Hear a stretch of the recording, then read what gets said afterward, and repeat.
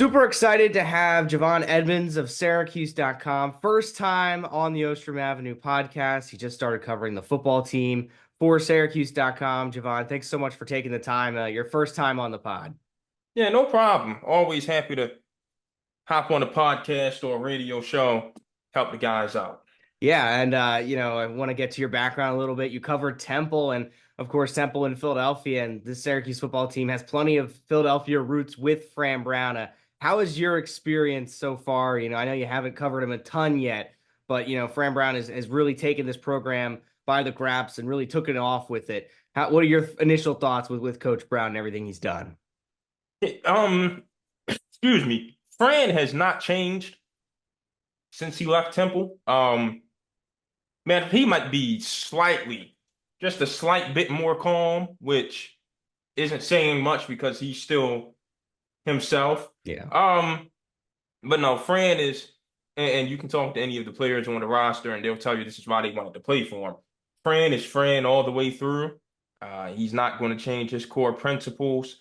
Uh, he's going to stick to his word. So, covering him so far has been pretty interesting, to say the least. I will say, in my career, I found basketball coaches to be way more honest than football coaches. Fran is the most honest football coach I've come across yet. So I appreciate that from him. Yeah, I definitely agree. I remember there were times last season or the season that just wrapped up where he would say it how it was, and I definitely appreciated that, especially after the tough losses. I remember Pitt; he was very honest at that one, and compared to who he was replacing in Dino Babers, who was a great coach, but kind of would always have that coach speak to him. I don't think we really get that from Fran Brown. And one thing he was trying to get in the spring was a little joint practice with Colorado. It didn't pan out yet. It did not pan out. The NCAA didn't allow it. But how cool of you do you think that would have been? And do you think maybe come next year we could see something like that, or is that just kind of a one and done thing? I think it would have been cool from the sense of it. It was Fran Brown and Deion Sanders Yeah. hooking up.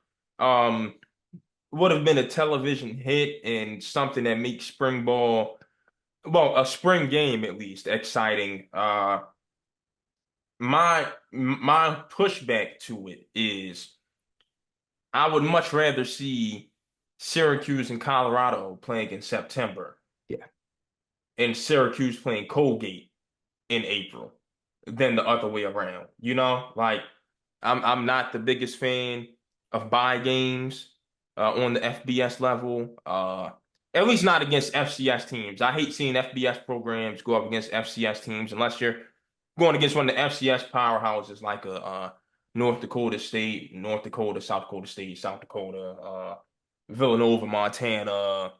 Who else is in their list? Missouri State. Like unless it's those Yeah. guys, I really don't like seeing power, definitely not Power Four conference schools playing against FCS schools. So that would be my one pushback. Like I understand what it is you were trying to accomplish off the field with the week of joint practices, but at the end of the day, it does still come down to football. And I'm just saying, me personally, being selfish, I would much rather see that as a regular season game and games like Colgate be a spring game rather than Colorado be a spring game and Colgate be a regular season game.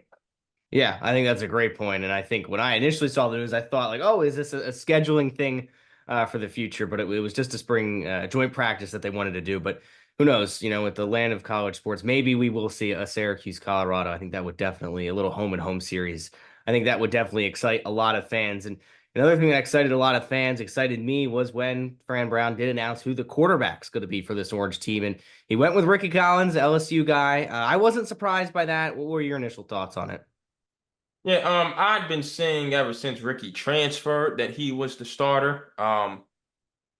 Like he left LSU because he didn't want to sit behind Garrett Nussmeier for another year, which meant wherever he went, he was going there to play.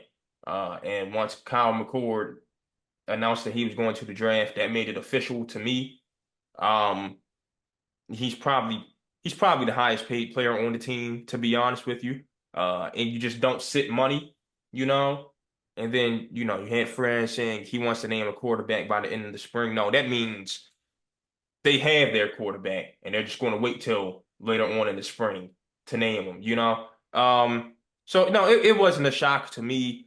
I think the real story lies with Ricky's backups, Hmm. in Michael Johnson Jr. and Jakari Williams. Like, who transfers? Yeah, I definitely. think it is, to me, and I had excuse me, I haven't spoken to either of them yet.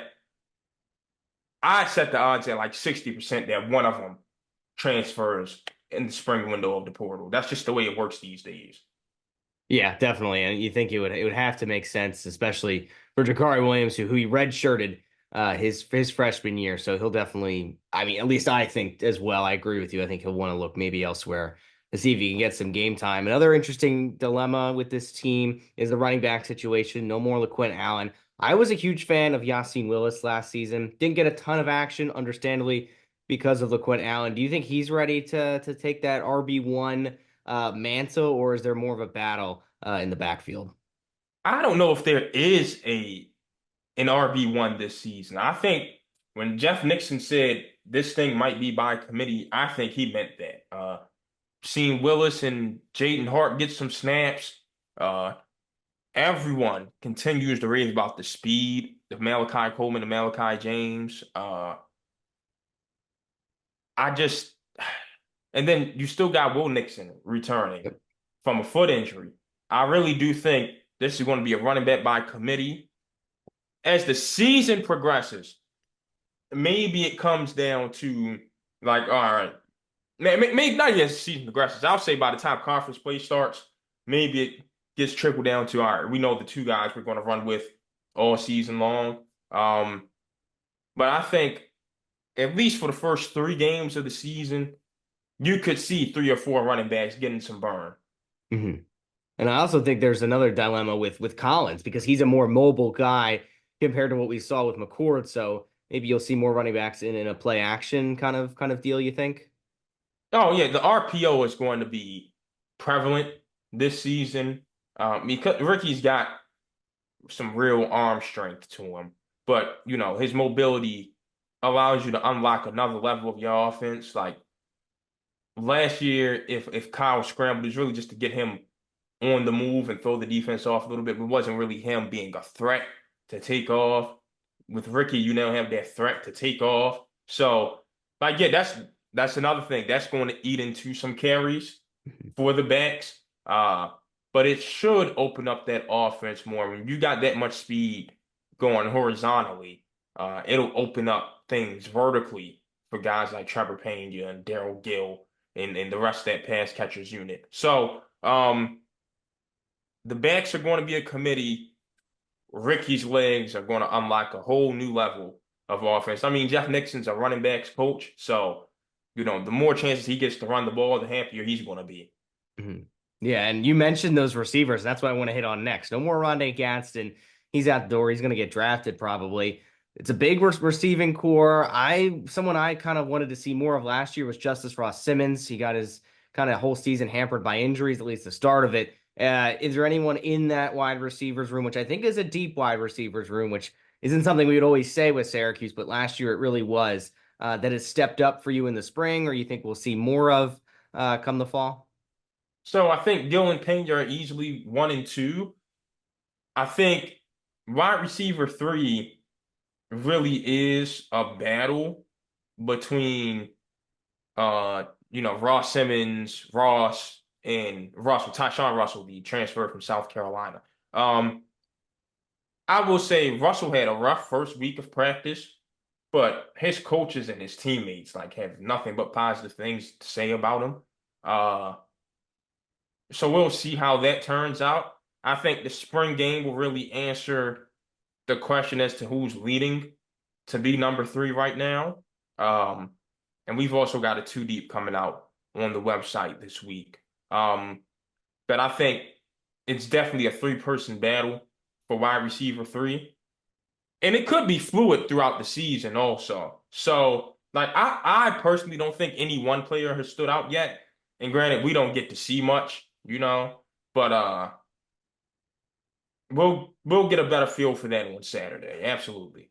Do you think Saturday will also be a better feel for the tight ends? Dan Villari's coming back. He didn't really do a whole lot last season. What's that tight end looking like, or is it more something we got to wait until Saturday, or really wait until the fall to see what this team has to offer at the tight end position? So Dan's been a terrific leader, not just for the tight ends room, but for the team as a whole, Mhm. um, especially the offense. I think while he's recovering, David Clement is the number one tight end, you know. Uh, and then aside from that, it's just names competing for a spot. I think Villari has a very good chance to come in and be tight end one or tight end two when he returns, just off of experience and leadership. But the tight end to me is pretty much secured. Like they want Trimble to put on some more muscle. He's a skinny dude. Like he's Mhm. got the weight of a receiver right now. Uh, but Jeff Nixon likes the guys that he has in that room. So I wouldn't be shocked if those guys rotate in and out a good bit on Saturday. Like Elijah Washington Baker, Jeff likes him. So I think you could see Tremble, Clement, and Elijah rotating in and out very frequently on Saturday. And then when Villari comes back, it's probably a plug and play thing at this point with him. Mhm. And then, enough of the flashy players. I know everyone likes to talk about the skill position, but another side on the offense that Fran Brown has recruited big time is that O line. How is that protection for Ricky Collins looked from what you've seen in the spring and heading into this spring game on Saturday? So we're still trying to figure out who exactly the starters are. Yeah. Like as of right now, it looks like Mark Petrie is the starting center.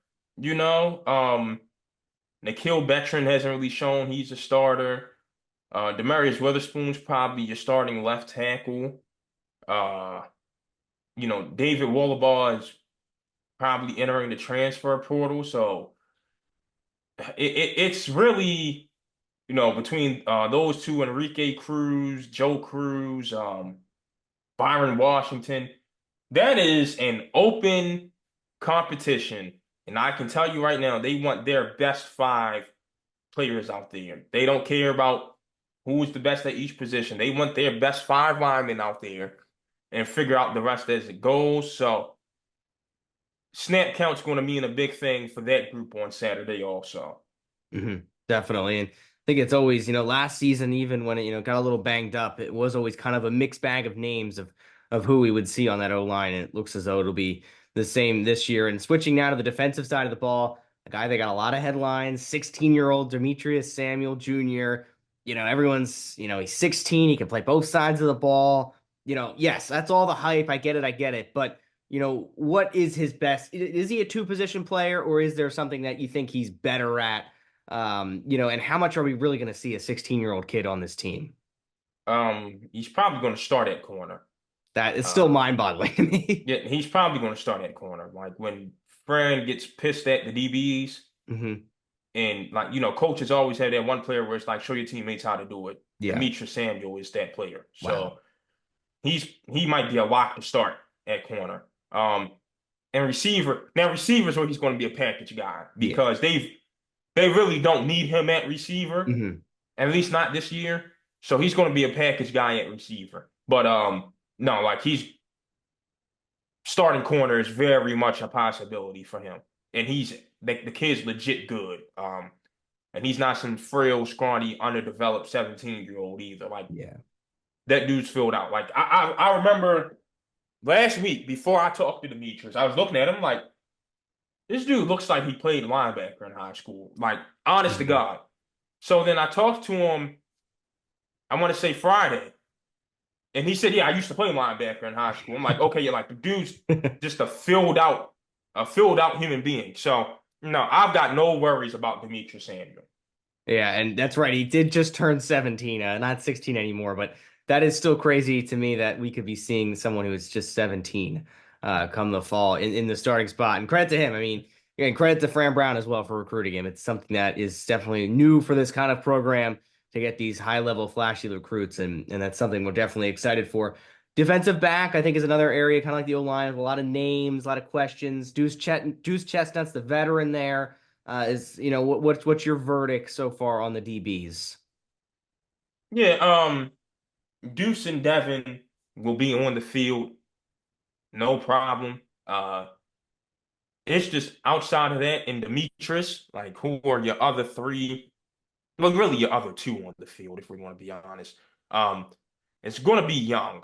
Like it's going to probably be, out of Evan McDaniels and the Kerr twins. Dave Yenton got some burn last season. He and his brother have a cool story that I've got coming out um pretty soon. But they're going to be, outside of Deuce and Devin, they're going to be young in the secondary, right? Like the older guys are really going to be at safety. The young guys have come up and asserted a name for themselves. So last year was the D line that, had some questions. Hmm. This year, the DBs are going to get tested early and often because of their youth. And it's going to be interesting to see how Syracuse weathers that storm. Yeah, that'll definitely be something to pay attention with, especially with a tough schedule right off the bat as well. And the last area of the field we got to touch on, and it was a frustrating one for fans and the media too, was special teams. This team, they lost a game, some would argue because of some special team faulties. What are we looking at, returner wise? Is everything solidified with the kicking as well, do you think? Or is there some questions heading into the spring of what's going to be going on at the special teams unit? Questions, questions, and questions. I'll leave the answers for when we put out our Too Deep over at .com. But Fran Brown absolutely has spent a lot of time with the special teams himself this spring. He said he was going to do that. He needed to be more invested in that unit because last season's performance was just unacceptable. Yeah. And he's worked under some guys with real good approaches on special teams. Matt Rule was a guy who was real big on his starters, and I mean like the best of the best playing special teams. You know, Kirby Smart was big on special teams. Greg Schiano was big on special teams. So he's played for some guys that's really had some dedication to that unit, and now he's taking that upon himself to, be that guy for Syracuse. So yeah, just be on the lookout for our coverage of the special teams. Absolutely. Yeah, we definitely Yeah. will. And then, we don't want to take up too much of your time, but just wrapping up, everyone likes to look at the schedule. So do I. Everyone's thinking, oh, win here, loss here. It's a tough schedule. There's no denying it. It's tougher than last year. It's still early. It's only the spring. We got summer. Fall is nowhere close. It's still snowing here in Syracuse. But do you think this group is ready for what is a more daunting schedule? Is Fran Brown in year two? I mean, he blew year one out of the ballpark. In year two, is he ready for a more daunting schedule? So I'm a tough grader, right? Hmm. I'm not really one to grade on a curve. Uh, but I'm big on context also. Um, so I will say this. I think this year, just being bowl eligible is a good thing. Hmm.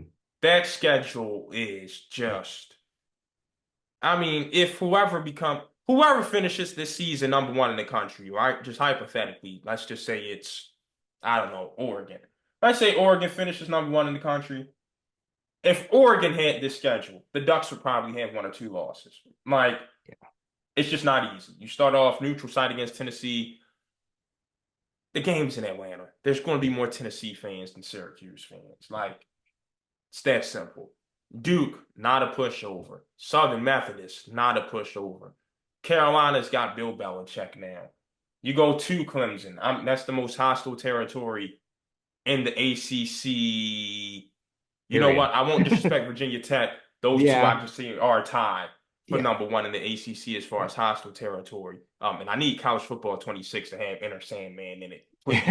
Uh, let's see, Miami again. Like, Bill O'Brien's doing good things up there in Boston College. So, like, that is a daunting schedule, I can't blame them if they're just bowl eligible. Yeah. I think that's good with all Hmm. the production there. And if they were running it back from last year's team, I wouldn't be saying that. But they've got so much production to replace, Hmm. and it's being replaced with young players. Like Ricky Collins has never started before. Yeah. Kyle McCord was in his last season of college football. You know what I'm saying? Yep. So it's a tough task. It really is. Yeah. No denying it. And I'm assuming Saturday is going to be your first time in the dome. Are you looking forward to that? Yeah, first time in the Yeah. dome. I did not think my first time at the Dome would be for football. I'm a big basketball Hmm. guy. Carmelo Anthony's from Baltimore. Yep. Uh, Syracuse actually was like one of the first programs I familiarized myself with as a college basketball fan. The Tyler Ennis era. So it's like it's weird that my first time is going to be for a football game, but not a basketball game. I will say that. Yeah, definitely. And well, the football atmosphere last season was definitely a step up. And basketball, of course, I'm sure you followed it. Had a tough year. So I think when you get those football games in the fall, you're really going to enjoy it. And we really enjoyed having you on the Ostrom Avenue podcast for the first time. Definitely not the last time. We're going to speak to you in the fall. But to all of our listeners, how can we follow your coverage? Where I know obviously at Syracuse.com, but we're on Twitter. I'm sure you got a lot of stuff coming out. Yeah, Syracuse.com, and you can follow me on Twitter at Javon Edmonds 45. As Deion Sanders says, I ain't hard to find. So yeah. Yeah, we'll definitely do that. You're gonna want to do that because he's gonna have some great content coming out. All you guys at Syracuse.com always do, and we love reading up on all of it. Javon, thanks so much for taking the time. We really appreciate it. No, absolutely. And we thank you all for reading.